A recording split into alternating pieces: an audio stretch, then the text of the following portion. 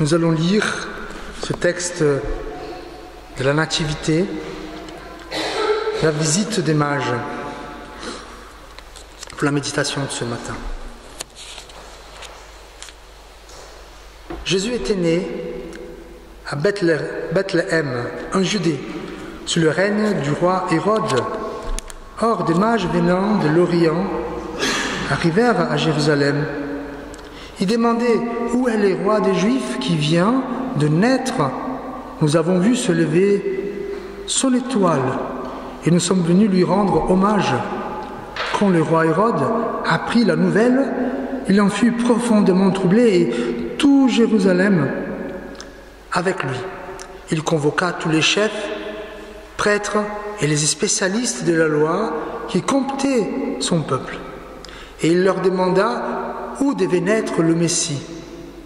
À Bethléem, en Judée, lui répondirent-ils, car voici ce que le prophète a écrit. Et toi, Bethléem, village de Judée, tu n'es certes pas le plus insignifiant des chefs-lieux de Juda, car c'est de toi que sortira le chef qui, comme un berger, conduira Israël, mon peuple. Là-dessus, Hérode fit appeler secrètement les mages et se fit préciser à quel moment l'étoile leur était apparue. Puis, il les envoya à Bethléem en disant « Allez là-bas et renseignez-vous avec précision sur cet enfant. Puis, quand vous l'aurez trouvé, venez me le faire savoir pour que j'aille moi aussi lui rendre hommage. » Quand les rats leur eut donné ces instructions, les mages se mirent en route. Et voici, l'étoile qu'ils avaient vue se lever les précédait. Elle parvint au-dessus de l'endroit où se trouvait le petit enfant. Et là, elle s'arrêta. En voyant l'étoile, les mages furent remplis de joie. Ils entrèrent dans la maison, virent l'enfant avec Marie, sa mère, et tombant à genoux, ils lui rendirent hommage. Puis, ils ouvrirent leur coffre. Ils lui offrirent un cadeau de l'or, de l'encens et de la myrrhe. Cependant, Dieu les a avertis par un rêve de ne pas retourner auprès d'Hérode. Ils regardaient donc leur pays. Ils regagnèrent donc leur pays par un autre chemin. Et ça continue. Versets 16 à 17. Quand Hérode s'aperçut que les mages s'étaient moqués de lui, il devint furieux. Il donna l'ordre de tuer à Bethléem et dans les environs tous les garçons en dessus de 2 ans, conformément aux précisions que lui avaient données les mages sur l'époque où l'étoile était apparue. Ainsi s'accomplit la parole transmise par Jérémie le prophète. On entend à Rama une voix qui gémit et d'abondants sanglots amers. Rachel pleure ses fils. Elle ne veut pas se laisser consoler car ses fils ne sont plus. Amen. Je vous invite à la prière. Seigneur, bénis-nous par ce texte. Bénis-nous par ton message afin que nous soyons d'ici ce matin avec la foi, avec l'espérance et l'amour.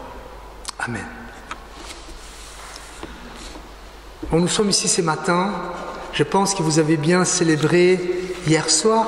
Peut-être que vous avez bien mangé. Peut-être que vous êtes allé dormir un peu plus tard que d'habitude. Super. Mais vous êtes ici ce matin quand même pour un culte, pour célébrer Noël, la naissance de Christ. J'imagine que Noël est important pour vous, n'est-ce pas? Sinon, vous allez rester chez vous au chaud. Mais quelle est l'importance de Noël finalement? Pourquoi Noël est si important qu'on célèbre toutes les années? Et peut-être c'est le seul moment où vous venez à l'église, peut-être, mais c'est important. Mais quelle est la vraie importance? Selon le récit biblique, selon la Bible, Noël est important. Dans un niveau cosmique, ça veut dire pour la création, pour le monde. il a une importance pour l'humanité, une importance au niveau personnel pour vous, pour moi. En fait, Dieu a créé le monde comme il a voulu. Il a créé les ciels, les cieux, il a créé la mer, il a tout fait. Il a créé l'homme et la femme. Mais le péché est entré dans le monde. Et donc la création, elle va mal, à cause du péché. Mais Dieu a décidé de venir habiter dans sa création. Il n'a pas laissé sa création pour pourrir. Et parfois, nous faisons ça. Moi, j'ai une moto là, 125, elle s'est cassée, moi je la laisse au garage, je la touche plus. Alors, ça va, elle ne peut pas se récupérer. Donc, un jour que je voudrais une autre moto, je vais m'en acheter une autre. Mais celle-là, c'est pourri. Et Dieu, il pouvait bien regarder le monde et dire, ah non, c'est bon, les humains, ça ne marche pas, les animaux, ça ne marche pas, je vais laisser le monde aller. Non, il a décidé d'habiter dans ce monde. Imaginez une maison qui est délabrée, une maison qui est en train de tomber, et quelqu'un décide d'y habiter pour sauver cette maison et tous ceux qui habitent là-dedans. Et quand Dieu décide de venir comme un petit enfant tout fragile, qui dépend d'autres humains pour prendre soin de lui, c'était un risque si grand, mais il est venu. Il est venu pour l'humanité. Noël est important pour l'humanité. Pour quelle raison? Parce qu'en fait, depuis la première civilisation, depuis les hommes préhistoriques, on a cherché Dieu, on a tâtonné pour trouver Dieu, on a essayé de trouver comment nous pouvons faire plaisir à ce Dieu, à cet être suprême de l'univers. On ne sait pas son nom, peut-être qu'on va le dire, bon, il est le Dieu de la mer, il est le Dieu du soleil, il est le Dieu du Nil, il est le Dieu des animaux, on ne sait pas. On cherche. On a même fait des sacrifices d'humains pour essayer de plaire à Dieu. Mais cette quête, elle se révèle en Jésus-Christ quand il vient. Donc maintenant, l'humanité qui cherche l'intelligence, cherche la sagesse, cherche Dieu. Il y a l'auteur d'Ecclésiaste qui a dit « Dieu a mis l'éternité dans notre cœur ». Donc, moi, selon ma perception chrétienne, nous cherchons Dieu partout. Et si on ne le trouve pas, on va faire d'autres choses, notre Dieu. Et donc Jésus, il vient. Il est la sagesse, il est la vérité, il est la lumière du monde. Imaginez un intellectuel qui est en train de faire des recherches pour trouver un sens. Une question, pourquoi nous mourons? Si nous mourons, pourquoi nous naissons? Quel est le sens de la vie finalement? De naître, de mourir. Quel est le sens de la vie si on peut vivre 100 ans quand on meurt avec 12 ans, avec 10 ans?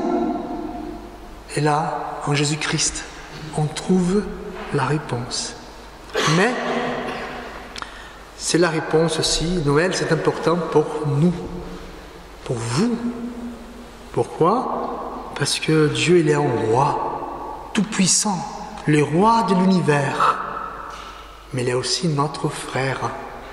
Il nous appelle d'amis. Il vient dans notre vie humble, dans un milieu, comme nous avons chanté, misérable, pour nous sauver. Si vous comprenez cela, dans le christianisme, dans la Bible, le Dieu qui a tout créé, si vous trouvez les Pyrénées jolies, l'artiste qui a dessiné les Pyrénées, c'est Dieu.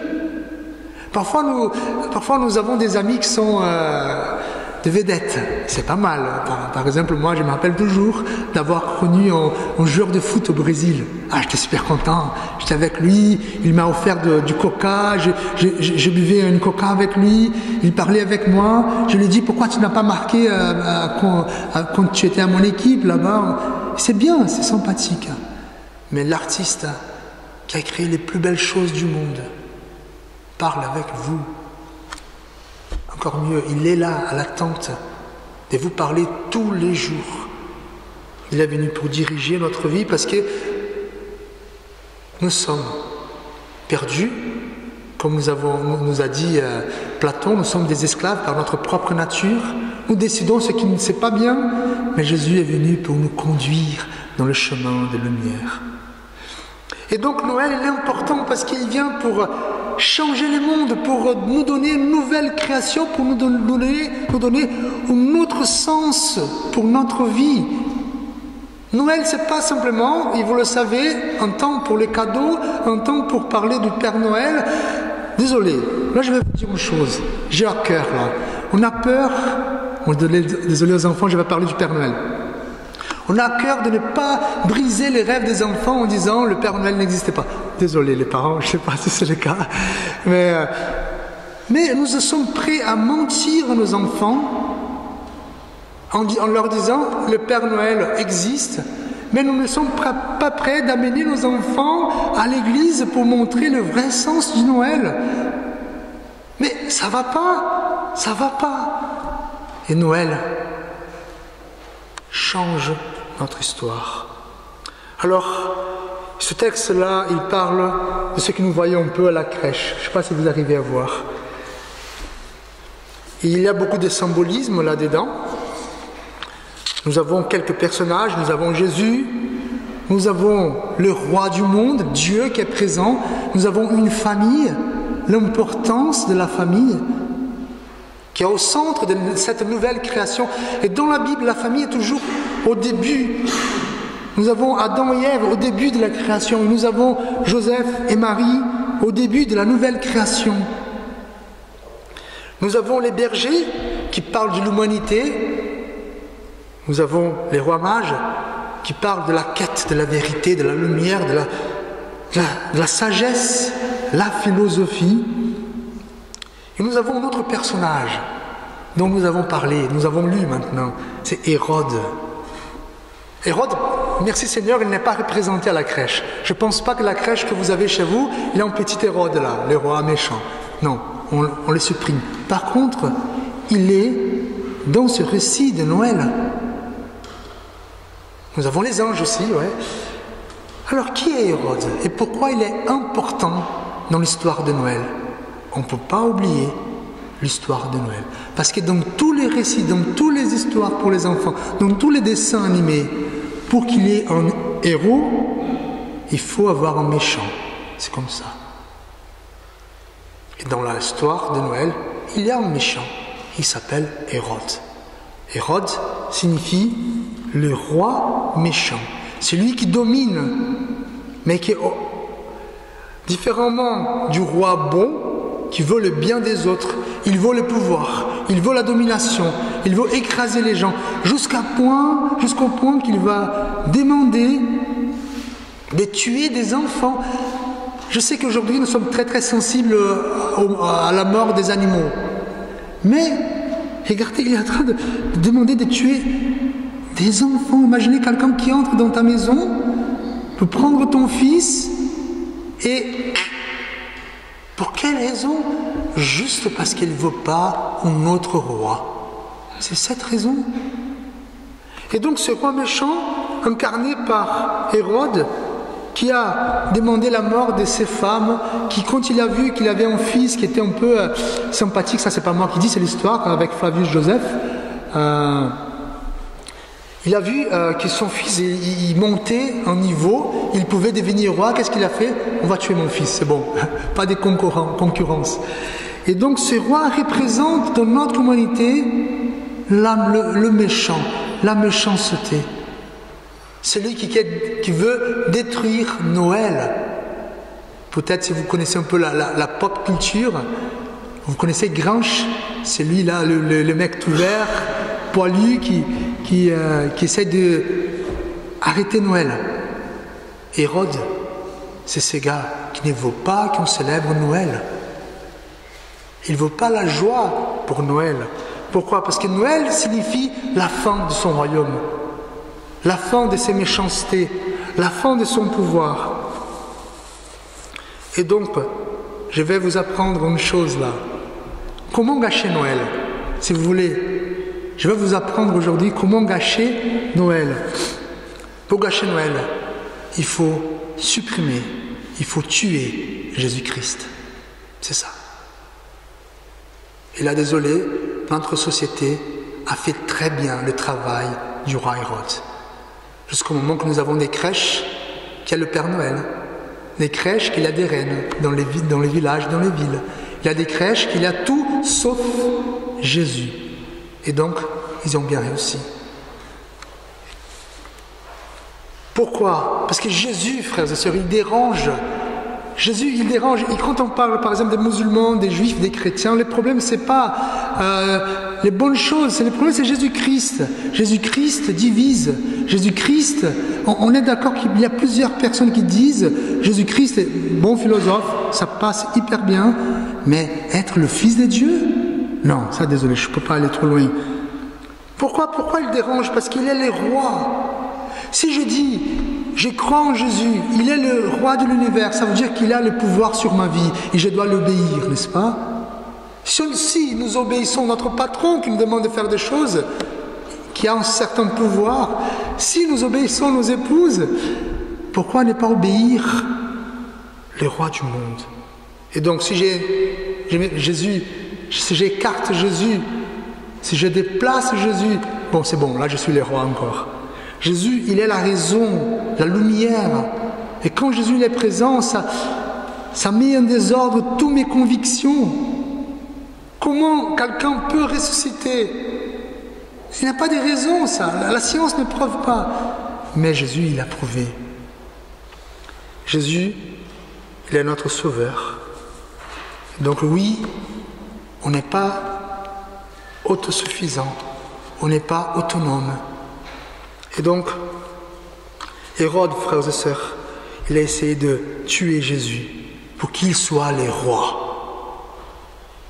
Et nous pouvons penser, dans l'histoire du monde, combien de rois ont essayé de tuer les chrétiens, combien de rois ont essayé d'écraser le christianisme, la chrétienté, combien de gouvernants, qu'ils soient de droite, de gauche, des centres, ont préféré mettre Jésus de côté. Et maintenant, combien de fois nous avons eu le rôle d'Hérode? Nous avons eu ce rôle de dire Jésus, non, laisse tranquille. Pourquoi? Parce que si Jésus devient le centre de ma vie, s'il devient le roi, je dois me soumettre à ses volontés. Donc, je vous invite à réfléchir à cette réalité. Essayons de ne pas écouter Hérode. Essayons de ne pas être l'Hérode. Essayons de reconnaître les Hérodes dans le monde. Pour quelle raison? Pour que Jésus prenne sa place au centre de notre vie, au centre du monde. Laissons Jésus naître dans notre vie tous les jours. Nous célébrons Noël aujourd'hui, mais demain aussi c'est Noël. Après-demain c'est Noël. Jésus qui naît dans notre vie pour changer notre existence. Amen. Prions. Seigneur Dieu, merci pour cette date. Merci, même si le monde est un peu reconnaît cette date si spéciale, même si parfois nous essayons d'estomper la valeur de Noël en disant voilà, c'était un truc païen et tout. Mais cette date, ça ne marque pas la naissance, le jour de la naissance de Jésus. Ça marque la venue de Dieu sur la terre pour tout changer. Et que Jésus vienne dans notre vie tous les jours pour tout changer. Merci. Amen. Et la bénédiction de la part de Dieu. Je voudrais vous remercier encore une fois d'être là ce matin.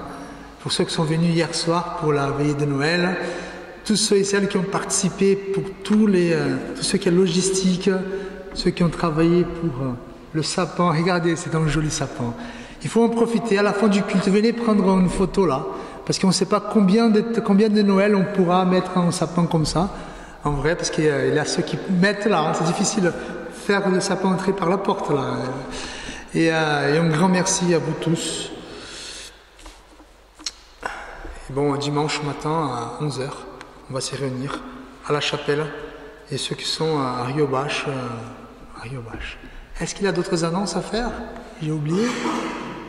Non. Frères et sœurs, que la lumière du Christ s'élève dans nos ténèbres, que notre nuit soit comme le plein jour. Que le Seigneur nous guide sans cesse et nous donne sa paix. Que l'amour de Dieu, notre Père, la grâce de Jésus-Christ, notre Seigneur et Sauveur, et la consolation du Saint-Esprit soient avec vous, avec tous les peuples de Dieu, aujourd'hui et à jamais. Amen.